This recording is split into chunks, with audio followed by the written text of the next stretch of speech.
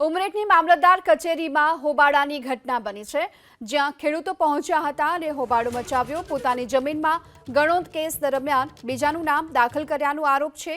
બીજો હુકમ માંગવા છતાં પણ જમીન માલિકને હુકમ ન આપતા હોબાળો કર્યો। મામલતદાર ઓફિસની બહાર જ ખેડૂત પરિવારે અડીંગો જમાવ્યો અને હોબાળો મચાવ્યો। નાના બાળકો સહિત મહિલાઓ પણ પહોંચી હતી અને ઓફિસની બહાર ધરણા શરૂ કર્યા।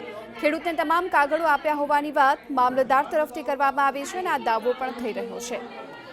ઉમરેઠની આ મામલતદાર કચેરી, જ્યાં ખેડૂતોએ હોબાળો મચાવ્યો, જેનું કારણ હતું પોતાની જમીનમાં ગણોત કેસ દરમિયાન બીજાનું નામ દાખલ કર્યાનો અને આ જ આરોપ સાથે નાના બાળકો સહિત મહિલાઓ પણ પહોંચી હતી।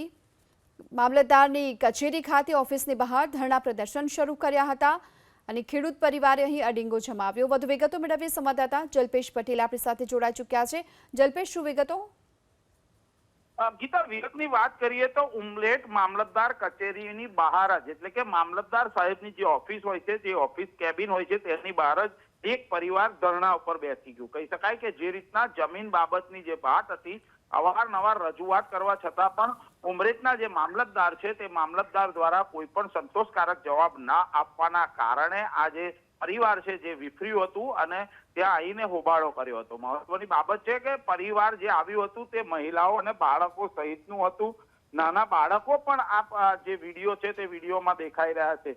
બીજી તરફ જે મામલતદાર છે તે મામલતદારે પોતાનો બચાવ કરતા તેમને એબીપી અસ્મિતા સાથેની વાતચીતમાં જણાવ્યું હતું કે મામલતદાર જણાવ્યું કે જે રીતના આ તમામ કાગળો જે માગે છે તે કાગળો તમામ આપી દેવામાં આવ્યા છે, પરંતુ ક્યાંક ને ક્યાંક કોઈ ગેરસમજ થઈ હોય તેવું ચોક્કસપણે લાગી રહ્યું છે। હાલ તો એ રીતના બહાર જ ધરણા પર બેઠેલા પરિવારને લઈ મામલતદારે ત્યાં પોલીસ બોલાવી હતી અને પોલીસ દ્વારા તે પરિવાર છે તેને ત્યાં આગળથી ઉઠાડવામાં આવ્યું છે અને હવે પછી એ પરિવાર હવે આણંદ કલેક્ટરમાં જઈ આ જ રીતની ઉગ્ર રજૂઆત કરે તો નવાય નહીં।